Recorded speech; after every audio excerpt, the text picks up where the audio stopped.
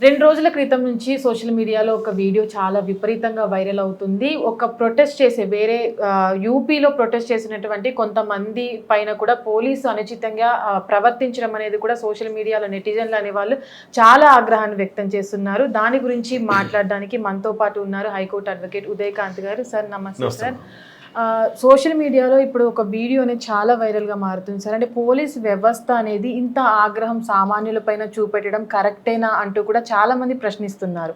యూపీలో జరిగినటువంటి ఒక మర్డర్, అంటే ఒక అమ్మాయి చనిపోవడం జరిగింది, దానికి న్యాయం కావాలంటూ కూడా తన కుటుంబ సభ్యులు అందరూ రోడ్డు మీద బైఠాయించి నినాదాలు చేస్తున్న సమయంలో ఒక పోలీస్ ఆఫీసర్ వచ్చి వాళ్ళపైన కొట్టడం కానీ, వ్యాన్లోకి ఎక్కించిన వారిపైన బూటుతో కొట్టారంటూ కూడా ఇప్పుడు వస్తున్నటువంటి ఆరోపణలు. అంటే పోలీస్ వ్యవస్థ పనిచేసేటప్పుడు ఈ విధంగా ఉండడం కరెక్టే అంటారా? ఇప్పుడు లా అండ్ ఆర్డర్ను కాపాడాల్సిన బాధ్యత పోలీసుల మీద ఉంటుందమ్మా. ఒక నేరం జరిగింది కదా అని చెప్పేసి నేరాన్ని ప్రొటెక్ట్ చేసే విధానం కూడా ఇంపార్టెంటే. దాని తర్వాత వాళ్ళు ప్రొటెక్ట్ చేస్తున్న ప్రాసెస్లో లా అండ్ ఆర్డర్ ప్రాబ్లం వస్తుంది. దాని తర్వాత పబ్లిక్ పీస్ వైలేట్ అవుతుంది. అండ్ దాన్ని కూడా కాపాడాల్సిన బాధ్యత పోలీసుల మీద ఉంటుంది. ఎవరైతే నేరం చేస్తారో వాళ్ళని ఖచ్చితంగా డ్యూ ప్రాసెస్ ఆఫ్ లా శిక్షిస్తారు. దాని తర్వాత నేరాన్ని అప్రోప్రియేట్ విధంగా ప్రాపర్గా దాన్ని ప్రొటెక్ట్ చేయాలి, దాన్ని ఖండించాలి. కానీ పబ్లిక్లోకి వచ్చేసి public peace and tranquillity violate అయ్యే విధంగా ఒకవేళ చేస్తే కనుక పోలీసులు చర్య తీసుకోవచ్చు. మీరు అంటారు ఏంటంటే సహనాన్ని కోల్పోతారు. అక్కడ కొన్ని సందర్భాలలో పోలీసులు సహనాన్ని కోల్పోయి వాళ్ళు మ్యాక్సిమం వీలైనంత మట్టుకు చేసుకోకుండా కానీ లేకపోతే లాఠీ చార్జ్ చేయకుండా కానీ వాళ్ళని సర్ది చెప్పే ప్రయత్నం చేస్తారు. అంటే ఇక్కడ మేము చేయలేదా? ఇప్పుడు డిఏవి స్కూల్లో ఇన్సిడెంట్ జరిగింది, ఒక మైనర్ గర్ల్ మీద రేప్ జరిగింది అండ్ ఆ ప్రిన్సిపల్ డ్రైవరు చేసినప్పుడు కూడా మేము కూడా బయటకు వెళ్ళినాం, ప్రొటెస్ట్ చేసిన ఒక అడ్వకేట్గా నేను బయటకు వచ్చిన. ప్రొటెస్ట్ చేసినప్పుడు టు సమ్ ఎక్స్టెంట్ పీస్ ఫుల్గా ఉండాలి.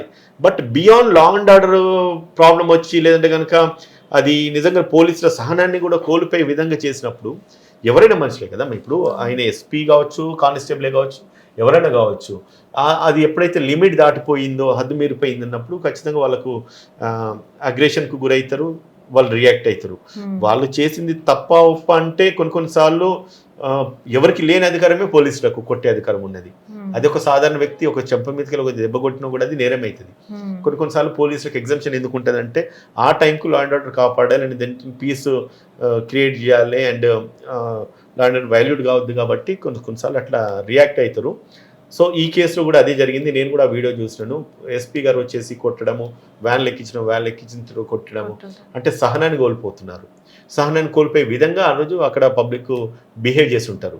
ఎవరికి కూడా కొట్టాలన్న పోలీసులకు ఆలోచన పోదు. అండ్ సేమ్ టైం కొట్టడం వల్ల ఇటువంటి ఆరోపణలు బయటకు వస్తే మీడియా ఛానల్లో కూడా వాళ్ళు డిఫేమ్ అవుతారు, పబ్లిక్ చూస్తున్నారు, మీడియా అక్కడ ఉన్నది. అయినా కూడా వాళ్ళు ఎట్లా రియాక్ట్ అయ్యారంటే కొన్నిసార్లు లా అండ్ ఆర్డర్ కాపాడడానికి పోలీసులు ఇటువంటి మెథడ్స్ ఇంప్లిమెంట్ చేయాలి. అంటే సార్ మీరు ఇందాక చెప్పారు వాళ్ళ సహనాన్ని కోల్పోతారని చెప్పారు. అయితే చాలా వరకు కూడా మన కంట్రీలో చూసుకున్నట్లయితే చాలా మంది రాజకీయ నాయకులు సంబంధం ఉన్నా లేకపోయినా రోడ్ల మీదకి వచ్చి చాలా వరకు రీసెంట్గా కూడా ఒక వీడియో అనేది వైరల్ అయింది. తన కొడుకుని తీసుకువెళ్ళడానికి వెళ్తున్నటువంటి మహిళకు ఒక బీజేపీ వాళ్ళు ప్రొటెస్ట్ చేస్తున్న సమయంలో లేట్ అవుతుందని చెప్పి ఒక మహిళ కూడా రాజకీయ నాయకుడి పైన కూడా రియాక్ట్ అవ్వడం జరిగింది.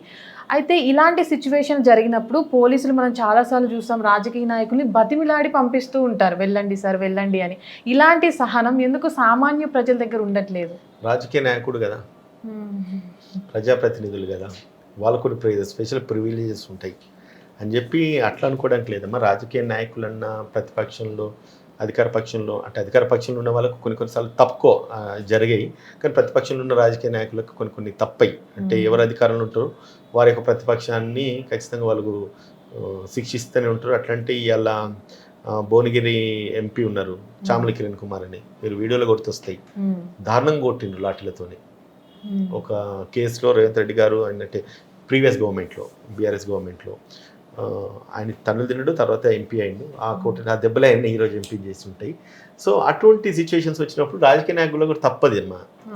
సో పోలీసులు లా అండ్ ఆర్డర్ కాపాడే ప్రాసెస్లో మరి ఇంకా వాళ్ళకి లాఠీలు ఇచ్చింది ఎందుకు, తుపాకులు ఇచ్చింది ఎందుకు, మరి దాని తర్వాత వాళ్ళకు కొన్ని అధికారాలు, విచక్షణ అధికారాలు అంటాం, అది ఇన్సైడ్ ఉంటుంది అవి. సో ఎప్పుడైతే ఇదివరకు అన్నట్టుగా లా అండ్ ఆర్డర్ ప్రాబ్లం వచ్చినప్పుడు పోలీసులు వ్యవహరిస్తారు.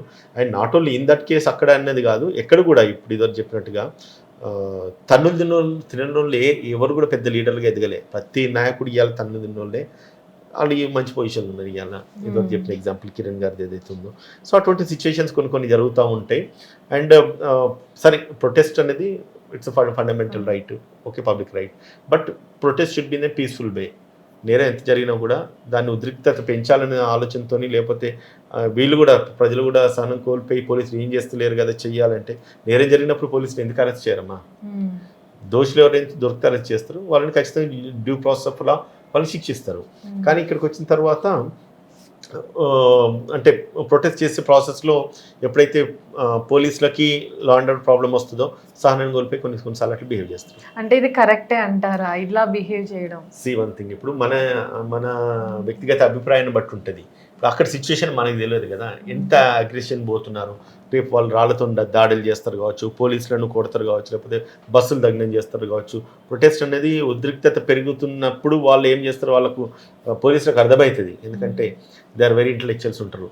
ఎప్పుడైతే ఉద్రిక్తత పెరుగుతున్న దాన్ని వాళ్ళు కట్టెలు చేయాలంటే దీన్ని ఇక్కడికి ఆపాలనుకున్నప్పుడు ఖచ్చితంగా వాళ్ళని అరెస్ట్ చేసేసి పోలీస్ స్టేషన్ పంపిస్తారు. లేదు దానికి ఇంకా ఛాన్స్ ఇచ్చేసి పోనీ కానీ చూద్దామంటే ఆ 10 మందికి ఇంకో 100 మంది జమ చేసేసి బస్సులు అద్దాలు వాళ్ళు కొట్టడం, లేకపోతే దుకాణాలు ధ్వంసం చేసుడు, ఇవన్నీ జరుగుతూ ఉంటాయి. సో వాళ్ళకున్న ప్రాపర్ ఇన్ఫర్మేషన్ బేస్ చేసుకొని వాళ్ళు కొన్నిసార్లు రియాక్ట్ అవుతారు. సమర్థిస్తారంటే 50% సమర్థిస్తారు, 50% వ్యతిరేకిస్తారు. నా పర్సనల్ ఒపీనియన్. ఓకే, అంటే ఇలాంటివి చూసినప్పుడు కొంతమంది సొసైటీలో ఉన్న వాళ్ళు కూడా చాలా వరకు భయపడుతూ ఉంటారు. పోలీసులు కూడా కొంతమంది ఇలాంటివి చూసినప్పుడు అగ్రెసివ్ అవుతూ ఉంటారు. అరే అలా జరిగింది కదా మనం కూడా చేస్తే ఏంటని కొన్ని సిచ్యువేషన్ జరుగుతూ ఉంటాయి అన్నమాట. డిపెండ్స్ ఆన్ ఎవరీ ఇండివిజువల్ అమ్మ. వాళ్ళు డిశ్చార్జ్ చేసే డ్యూటీని బట్టి ఉంటుంది, వాళ్ళకున్న స్ట్రెస్ ప్రెషర్ని బట్టి ఉంటుంది కదా. పోలీసు వాళ్ళకి ఎవరికి లేని ప్రెషర్ పోలీసు వాళ్ళకి ఎందుకు ఉంటారని వాళ్ళకి 24/7 వాళ్ళ డ్యూటీ ఉంటుంది. ఒక స్టేషన్ హౌస్ ఆఫీసర్ చూసుకోమ్మా, ఎస్ఐని చూసుకో, ఎక్కడైనా వాళ్ళకి లీవ్ ఉంటుందా, రెస్ట్ ఉంటుందా అంటే 24 గంటల డ్యూటీ ఎవరైనా చేస్తారంటే పోలీసు వాళ్ళు చేస్తారు. అటువంటిప్పుడు వాళ్ళు సహనాన్ని కోల్పోతూ ఉంటారు. కొన్నిసార్లు వాళ్ళు సహనాన్ని కోల్పోయేసి వాళ్ళ ఇంటికి ఏమి ఎలగబెట్టేది లేదు, లేదంటే వాళ్ళ ఇంటికి తీసుకుపోయేది ఏం లేదు. కానీ లా అండ్ ఆర్డర్ కాపాడుకునే ప్రాసెస్లోనే కదా వాళ్ళు సహనాన్ని కోల్పోయేసి అట్లా బిహేవ్ చేస్తూ ఉంటారు. అండ్ నేను అంటే ఎప్పుడు కూడా పోలీస్కి అపోజ్ చేయ, ఐ సపోర్ట్ పోలీస్. ఎందుకంటే ఎవరికి ఏ కష్టం ఉన్నా ఫస్ట్ రియాక్ట్ అయ్యేది పోలీసే కదా. సో కాబట్టి ఐ సపోర్ట్ దెమ్. బట్ కొన్నిసార్లు మరీ మితిమీరి ప్రవర్తించడం కూడా సరికాదు. కొంచెం డిప్లొమాటిక్గా ఉండాలి. అంటే మీలాంటి వాళ్ళు మళ్ళీ క్వశ్చన్ చేయకుండా ఏదైనా చేసినా కూడా ఒకవేళ టెంపర్ లూజ్ చేసుకుని పోలీస్ రియాక్ట్ అయ్యే టైంకు ఒక్క క్షణం ఆలోచించాలి. అంటే ఇప్పుడున్న పోలీసులు ఆ విధంగానే ఉన్నారనుకోవచ్చా?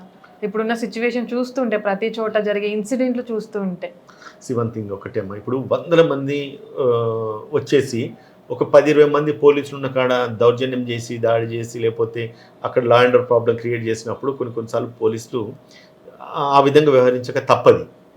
ఓకే, దాన్ని మనము 100% తప్పట్టాల్సిన అవసరం. ఎందుకంటే in discharging of their official duty అది అంతే. వాళ్ళకి వ్యక్తిగత కక్షలు పగలేం కాదు కదా. వాళ్ళు డ్యూటీ చేసే ప్రాసెస్లో ప్రజాస్వామ్యంలో శాంతియుక్తంగా ప్రొటెస్ట్ చేయొచ్చు. కానీ బియాండ్ లా వేసి చేయడము అది నేరం అవుతుంది. అట్ ది సేమ్ టైం అక్కడ పబ్లిక్ పీస్ కూడా వైలేట్ అవుతుంది కదా. సో కాబట్టి sometimes they react. Okay sir, thank you. చూసారు కదా, మరొక ఇంటర్వ్యూతో మళ్ళీ కలుద్దాం. అంతవరకు చూస్తూనే ఉండండి hit TV. Hit TV app, ఇందులో short news, live news, entertainment shows, movies, digital magazines తో పాటు మీ జిల్లా వార్తలను కూడా ఫ్రీగా చూడొచ్చు.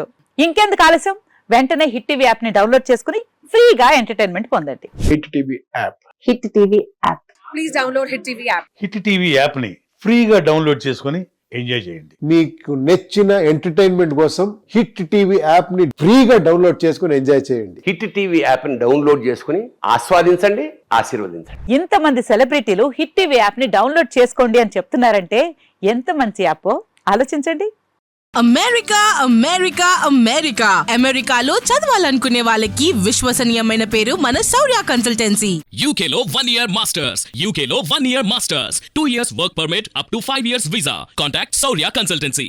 Contact 89851 89851.